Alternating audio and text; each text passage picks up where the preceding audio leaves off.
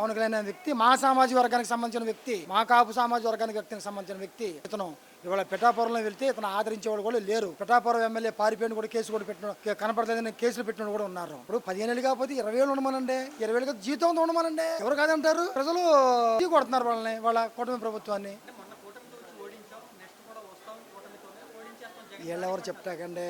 ప్రజల ఆశీస్సులు జగన్మోహన్ రెడ్డి గారికి ఉన్నాయి, దేవుడు ఆశీస్సులు జగన్మోహన్ రెడ్డి గారికి ఉన్నాయి. ఇవాళ కూటమి ప్రభుత్వానికి ఓటేసిన వాళ్ళు కూడా ఎందుకు వేసామో నెత్తి నోరు కొట్టుకుంటున్నారు, ఎందుకు వేసామో ఓట్లని. చక్కగా టయానికి జాబ్ క్యాలెండర్ టైపులో ఈ టయానికి మీకు పెన్షన్ ఇస్తా, ఈ టయానికి అమ్మఒడి పథకం ఇస్తా, ఈ టయానికి మహిళలకి 18,500 రూపాయలు వేస్తా అని చెప్పి వేసిన దమ్మున్న వ్యక్తి టీపీటీ ద్వారా జగన్మోహన్ రెడ్డి గారిని ఇవాళ ఏడుతున్నారు. లేడీస్ ఏడుతున్నారు.